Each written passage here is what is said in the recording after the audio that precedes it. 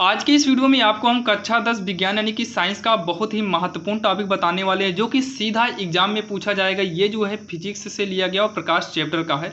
आप आज की इस वीडियो में आपको हम 5-6 ऐसे क्वेश्चन बताने वाले हैं जो कि कंफर्म बोर्ड एग्जाम में पूछा जाएगा। आप इसको अच्छे से देखिएगा और अगर लिखना चाहो तो आप वीडियो को स्टॉप करके लिख भी सकते हो। दिया है कारों के फर्स्ट दृश्य दर्पण के लिए कौन सा प्रकार का दर्पण प्रयोग करते हैं, कौन से प्रकार का प्रयोग करते हैं, हम इसे क्यों वारिता देते हैं, हम इसे वारिता क्यों देते हैं। इसका देखिए उत्तर कैसे लिखना है, हम बिल्कुल आसान भाषा में लिखे हुए हैं जो कि आप यहाँ पर देख सकते हैं। देखिए सबसे पहले क्या लिखेंगे, कारों के उत्तल दर्पण को फर्स्ट दृश्य दर्पण के रूप में प्रयुक्त किया जाता है। मतलब उत्तल दर्पण का प्रयोग हम करते हैं। बोला ना कौन सा प्रकार, तो यहाँ पर कौन सा प्रकार रहेगा, उत्तल दर्पण का प्रकार रहेगा। इसे हम वारिता या फिर हम इसे वारिता इसलिए देते हैं क्योंकि इससे बनने वाला प्रतिबिंब सीधा, छोटा, आभासी तथा जो है फोकस से पहले बनता है, फोकस से पहले बनता है, यानी कि दूर का वस्तु भी नज़दीक दिखाई देता है, इसलिए हम जो है यूज करते हैं। इसका मतलब सीधा हो गया। प्रश्न का मतलब था कार के साइड में जो पीछे देखने के लिए हम लेंस प्रयोग करते हैं वो लेंस कह रहे हैं। दर्पण कौन सा दर्पण होता है, तो कारों में जो है जो दर्पण लगा होता है वो उत्तल दर्पण लगा होता है। इसको वारिता का मतलब इसको ज़्यादा हम क्यों, मतलब इसको वैल्यू ज़्यादा क्यों देते हैं, तो इसको वैल्यू देने का मतलब है कि इसमें जो प्रतिबिंब बनता है वो सीधा बनता है और थोड़ा छोटा बनता है, आभासी बनता है और फोकस से पहले बनता है। मतलब आभास हो जाता है कि पीछे क्या है। अब यहाँ पर अगर हम बात करें प्रश्न नंबर 2 का, तो प्रश्न नंबर 2 में क्या है, उत्तल दर्पण तथा उत्तल लेंस के दो उपयोग लिखिए। और आपको हम बता दें उपयोग जो है तो ये तो हर बार एग्जाम में पूछा था, उत्तल दर्पण या फिर अवतल दर्पण या लेंस, इन चारों में से, मतलब अवतल दर्पण और उत्तल दर्पण, अवतल लेंस, उत्तल लेंस, इन चारों के उपयोग में से हर बार किन्हीं दो का उपयोग पूछता है। तो यहाँ पर देखिए दिया है उत्तल दर्पण और उत्तल लेंस के दो उपयोग बताना है। तो सबसे पहले उत्तल दर्पण के उपयोग आपको बोर्ड में ऐसे हेडिंग बनाना है, उत्तल दर्पण के उपयोग। नंबर 1, वाहनों के पश्च दृश्य दर्पण, मतलब वाहनों के पश्च दृश्य दर्पण के रूप में, वाहनों के साइड में लगता है पीछे की वस्तुओं या पीछे की चीज़ों को देखने के लिए, ठीक। और दूसरा क्या है, सड़क पर लगे लैंपों में प्रवर्तक तल के रूप में, सड़क पर जो लैंप लगी होती है, जो लाइटें लगी होती हैं, उसमें प्रवर्तक तल के रूप में प्रयोग किया जाता है ताकि लाइट फैलकर पूरी सड़क की ओर फैले, मतलब पूरा सड़क जगमग हो जाए। दूसरा है उत्तल लेंस के उपयोग, इसी में पूछा है उत्तल लेंस। तो उत्तल लेंस का उपयोग पहला क्या होता है, घड़ी के छोटे छोटे पुर्जे देखने में, घड़ी जो होती है छोटी छोटी होती है, उसके पुर्जे को देखने के लिए उत्तल लेंस का प्रयोग किया जाता है।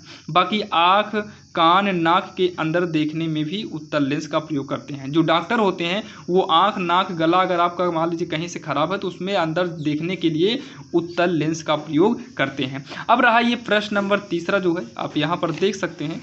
तीसरा प्रश्न क्या है, अवतल दर्पण के किन्हीं दो उपयोग लिखिए। तो ये देखिए अवतल दर्पण के उपयोग, अवतल दर्पण का उपयोग क्या होता है, कान हो गया, नाक हो गया तथा गले की जांच करने के लिए डॉक्टर प्रयोग करता है। आँख, कान तथा गले की जांच करने के लिए अवतल दर्पण का प्रयोग होता है। यहाँ उत्तल लेंस का भी प्रयोग कर सकते हैं और अवतल का भी। देखिए कान, नाक, गला की जांच करने के लिए, अगर जांच करना हो तो डॉक्टर इसका प्रयोग जो है अवतल दर्पण द्वारा करते हैं। और बाकी आँख, कान, नाक के अंदर देखना हो तो इसके लिए हमें उत्तल लेंस का प्रयोग करना पड़ता है। दोनों समझिएगा, ये अंदर देखने के लिए और ये उसकी जाँच करने के लिए। अब यहाँ पर देखिए प्रश्न जो है, ये सवाल है, सवाल भी आपको एग्जाम में पूछी जाती है। जल और कांच में प्रकाश की चाल क्रमशः 2.25 गुणे 10⁸ मीटर प्रति सेकेंड हो तथा इतना, मतलब ये कांच का हो, जल और कांच में, जल में प्रकाश की चाल ये दिया है और ये कांच में प्रकाश की चाल दिया है। तो निम्नलिखित अपवर्तनांक की गणना कीजिए। पहला बोला है पानी के सापेक्ष कांच का अपवर्तनांक ज्ञात करना है, दूसरा बोला है वायु के सापेक्ष कांच का अपवर्तनांक ज्ञात करना है। तो सबसे पहला जो पूछा है पानी के सापेक्ष कांच का अपवर्तनांक, पानी की बात पहले किया है तो पानी में प्रकाश की चाल पहले लिखेंगे, कांच में प्रकाश की चाल बाद में लिखेंगे। तो पानी में प्रकाश की चाल यहाँ पर देखिए ये बोला था तो इसको वो लिखे। उसके बाद अगला क्या है, कांच में प्रकाश की चाल, ये दूसरे नंबर पे बोला था तो इसको हमने लिखा। इसको देखिए 10⁸ से 10⁸ कट ही जाएगा, कट जाएगा। इसको हम भाग देंगे 2 से, हमारे पास देखिए ये कटने के बाद बचेगा 2.25 बटे में 2 से हम भाग देंगे तो हमारा ये आएगा और यही इसका क्या हो जाएगा, आंसर हो जाएगा। दूसरा क्या बोला है, वायु के सापेक्ष कांच का अपवर्तनांक। तो वायु के सापेक्ष कांच का अपवर्तनांक, पहले वायु बोला था तो वायु लिखे हैं, कांच बोला था फिर उसके बाद हम कांच लिखे हैं।